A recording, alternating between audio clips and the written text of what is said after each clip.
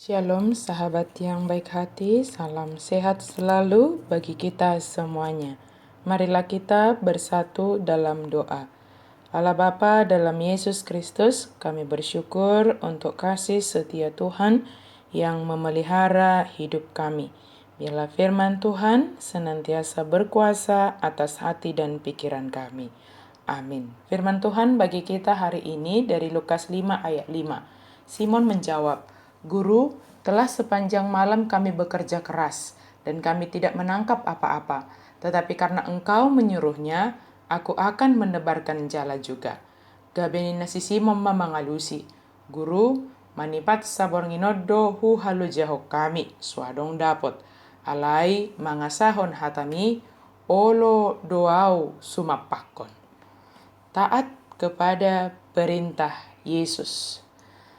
Nelayan di Danau Galilea menggunakan jala dalam menangkap ikan. Sebuah jala dilemparkan datar ke atas air, lalu timah pemberatnya akan membuatnya tenggelam di sekeliling ikan.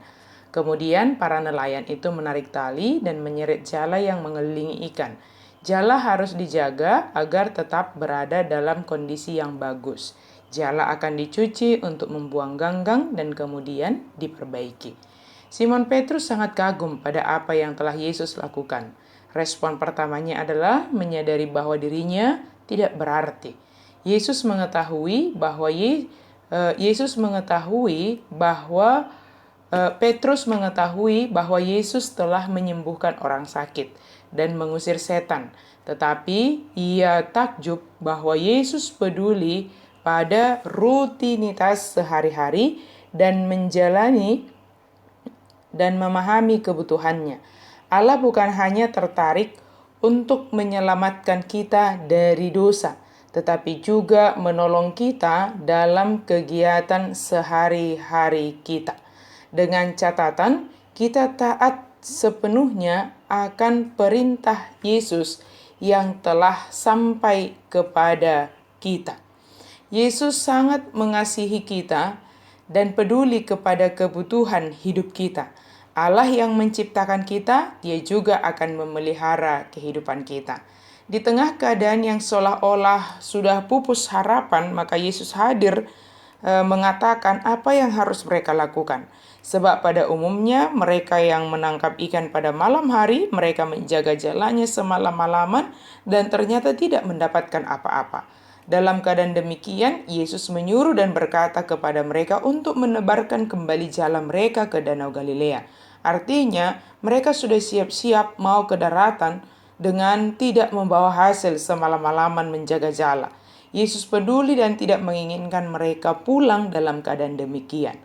Kemudian adalah hal yang harus kita teladani, walau mereka atau Petrus tidak mendapat apa-apa, dia masih dapat mendengarkan dan merespon dengan baik apa yang dikatakan oleh Yesus. Sebab tidak sedikit orang yang sedang diambang keputusasaan, yang sedang tidak berhasil, sulit dalam mendengarkan dan menganalisa apa yang diperintahkan oleh Yesus kepadanya. Sebab banyak hanya mengandalkan perkiraannya dan pikirannya sendiri. Jika Petrus menggunakan perkiraannya dan pikirannya, maka dia tidak akan mendapatkan seperti setelah menaati apa yang dikatakan oleh Yesus. Tetapi Petrus taat akan apa yang dikatakan oleh Yesus, sehingga Petrus mendapatkan hasil yang sangat melimpah. Sahabat yang dikasihi oleh Tuhan, bukan hendak mengatakan bahwa orang yang menaati Yesus itu akan selalu berlimpah berkat secara materi. Tetapi orang yang menaati perintah Yesus dalam hidupnya, maka hidupnya terjamin di dalam Yesus. Bukan materi yang membuat kita terjamin dalam menjalani hidup, tetapi hati yang taat kepada perintah Yesus menolong kita berserah kepada pemeliharaan Allah akan hidup ini. Yesus peduli kepada pertumbuhan iman kita, tetapi Dia juga peduli akan kebutuhan jasmani kita, kebutuhan hidup kita sehari-hari. Di tengah keadaan yang hampir putus asa, dengarkanlah apa yang dikatakan Yesus kepadamu. Apa yang harus dilakukan?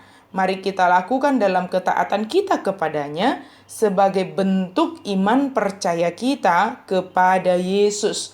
dan sebagai wujud nyata dari keterhubungan kita senantiasa kepada Yesus yang mengasihi dan peduli kepada kita. Tuhan Yesus menolong kita setiap hari dalam pergumulan dan keadaan kita. Percayalah, Yesus peduli terhadap kebutuhan hidupmu sehari-hari dan juga kebutuhan pertumbuhan iman kita. Yang diminta, dengarkanlah apa yang dikatakan oleh Yesus dan turutlah, lakukanlah, taatlah akan apa yang diperintahkan oleh Yesus. Amin, mari kita berdoa. Terima kasih Tuhan untuk firman-Mu. Biarlah kami senantiasa boleh dengan hati kami mendengarkan perkataan, mendengarkan perintah Yesus, sehingga dalam kehidupan kami sehari-hari kami taat akan perintah Yesus, dan kami mengutamakan Yesus di dalam kehidupan kami. Dalam nama Yesus kami berdoa dan berserah. Amin.